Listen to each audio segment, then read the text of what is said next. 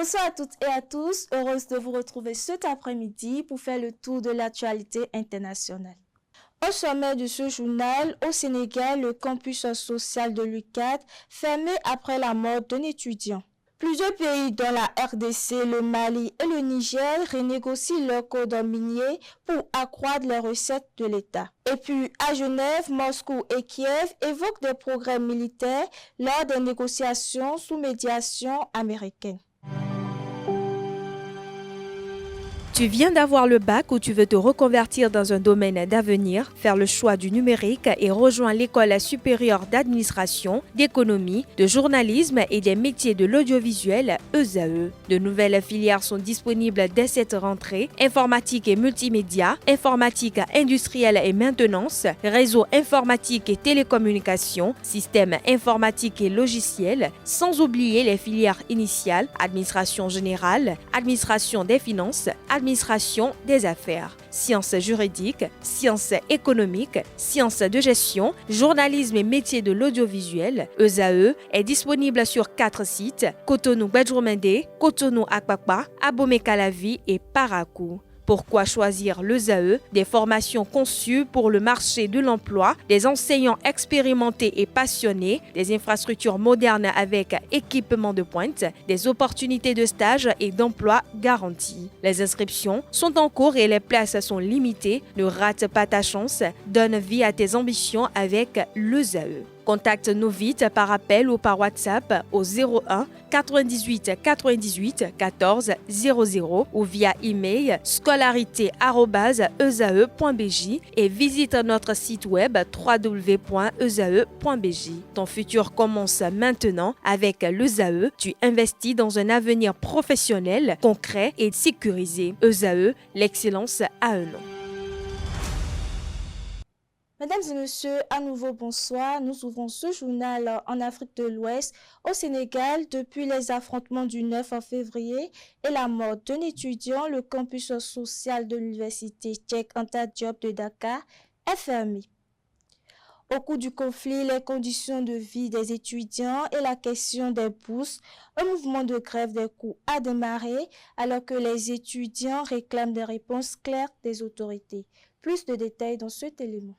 Si certaines manifestations ont parfois eu une dimension politique, notamment après l'indépendance, les revendications portent de manière récurrente sur les conditions de vie sur le campus. C'était déjà le cas en 1968, comme dans les années 2000, sous Abdoulaye Wade. Cette fois-ci, avec aussi la démographie estudiantine qui s'accélère, on commence à poser, le mouvement étudiant pose des revendications liées au retard des bourses, conditions de logement, etc.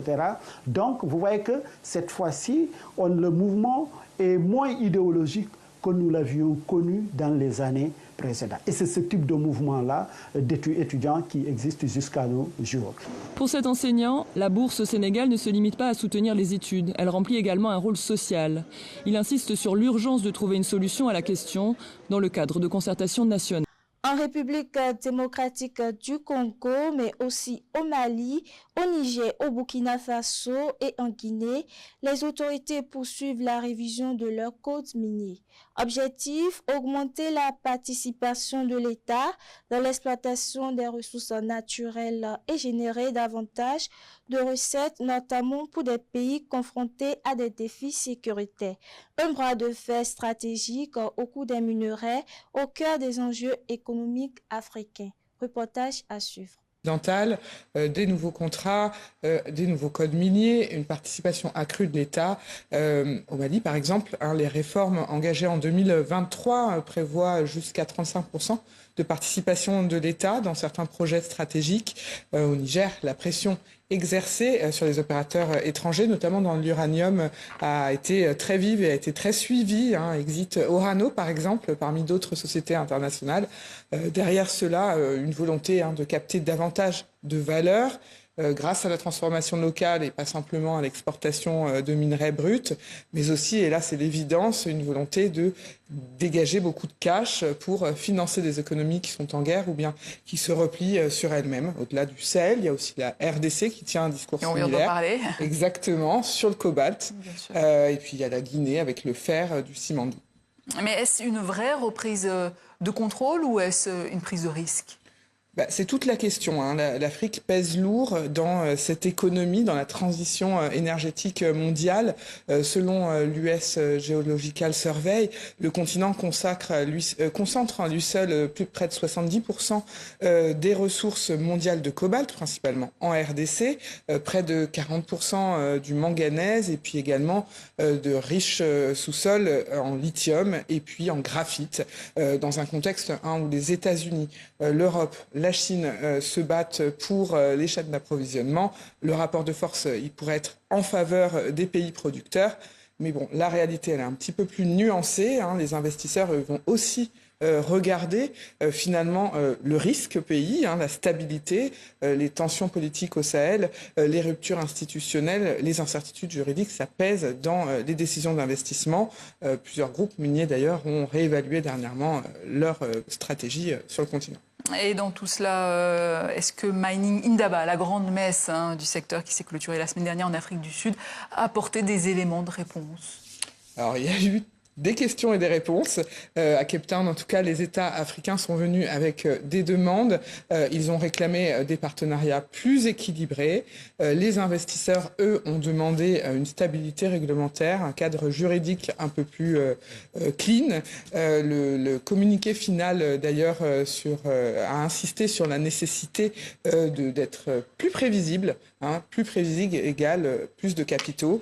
En d'autres termes, on ne peut pas vouloir capter plus de valeur sans garantir un cadre stable.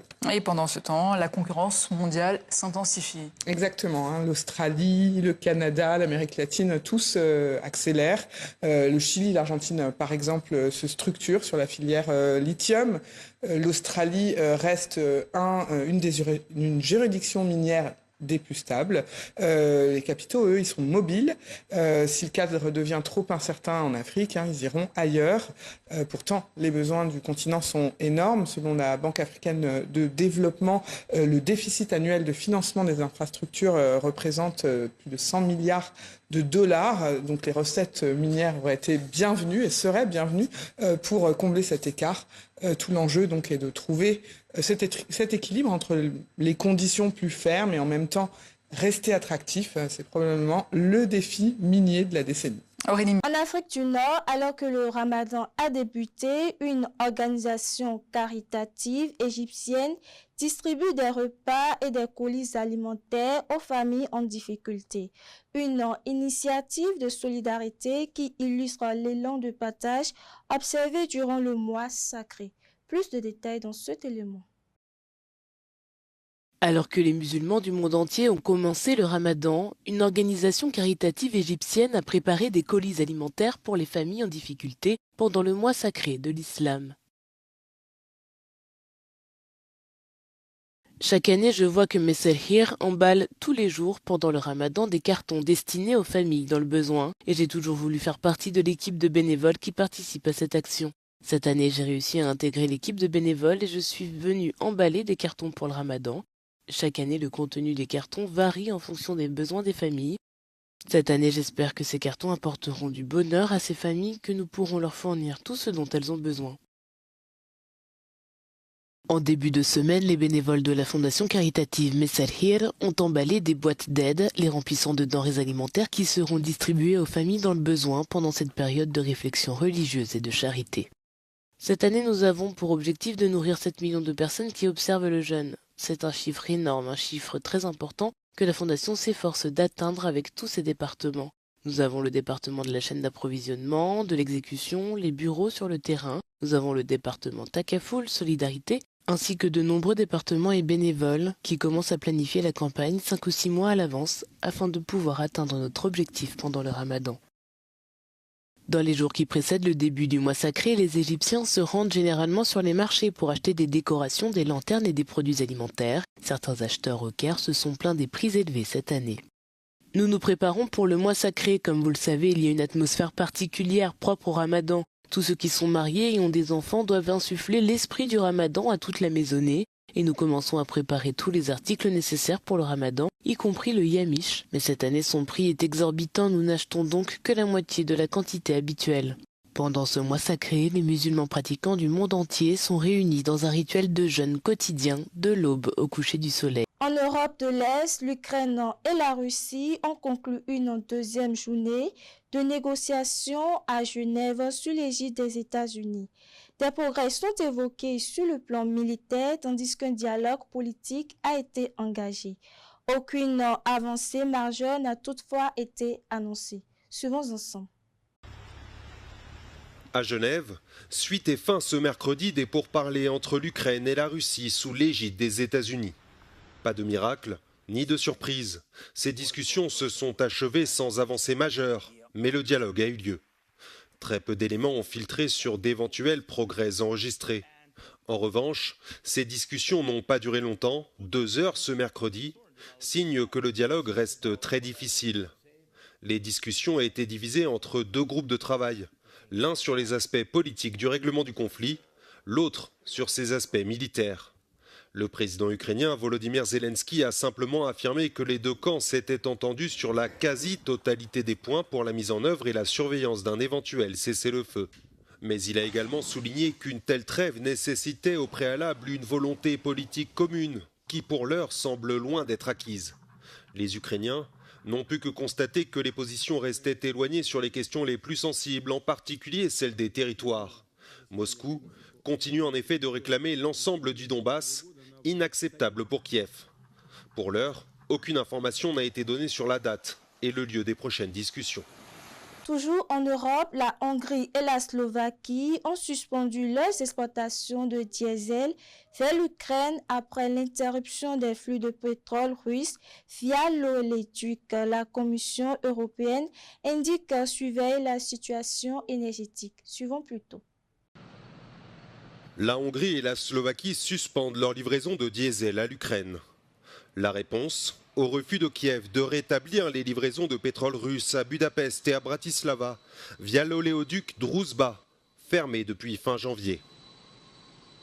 Selon plusieurs médias, l'oléoduc a été endommagé par une frappe aérienne russe en territoire ukrainien. Mais Budapest accuse Kiev de ne pas le réparer pour des raisons politiques. Magyarországon keresztül és Magyarországról Ukrajna gáz, áram és dízel üzemanyag importjának egy nagy része történik. Une source d'approvisionnement en moins pour l'Ukraine, alors que les frappes russes ont causé d'importants dégâts à ses infrastructures énergétiques cet hiver. De leur côté, la Hongrie et la Slovaquie disposent de réserves de pétrole suffisantes pour ne pas voir leur sécurité énergétique menacée à court terme.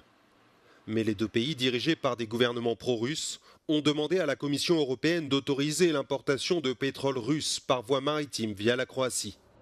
Dans le passé, Zagreb avait rejeté des demandes similaires, affirmant que le transfert de pétrole russe sur son territoire pourrait violer les sanctions américaines. Une avant-dernière actualité pour boucler ce journal, la Commission européenne mobilise 28 milliards d'euros pour soutenir 9 États membres frontaliers de la Russie, de l'Ukraine et du Bélarus.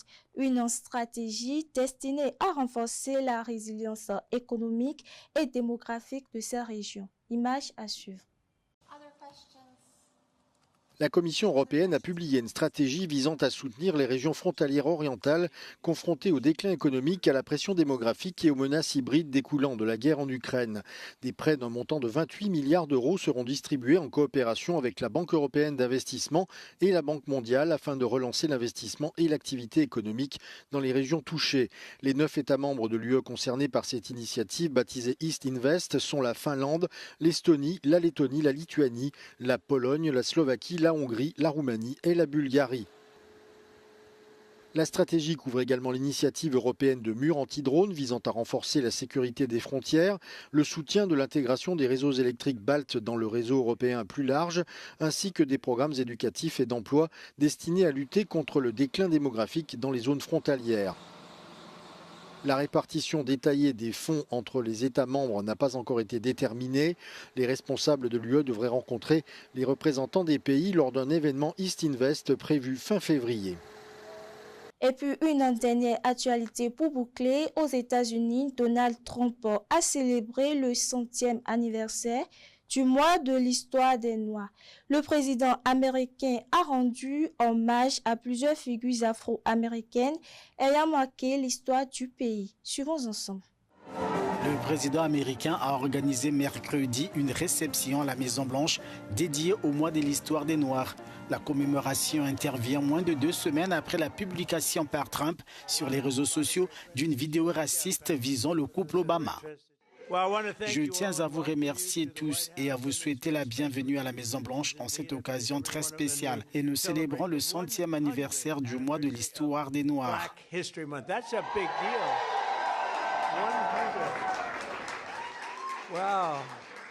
C'est assez spécial, le 100e. C'est un peu comme 150, c'est bien, mais 200 c'est mieux, n'est-ce pas? 100 c'est mieux. Alors que Donald Trump énumérait les noms des Afro-Américains qui ont marqué l'histoire des États-Unis, dont le boxeur Mike Tyson, il a oublié Barack Obama, le premier président noir de l'histoire du pays. Donald Trump a par ailleurs vanté ses réalisations qui auraient à ses yeux profité aux Noirs, parmi lesquelles la suppression de l'impôt fédéral sur les pourboires et le déploiement des troupes de la garde nationale pour rétablir la sécurité dans les villes à forte population noire telles que Washington, la Nouvelle-Orléans et Memphis, dans le Tennessee. Et voilà qui me fait à cette édition. Merci de m'avoir suivi et très belle suite de programme à vous.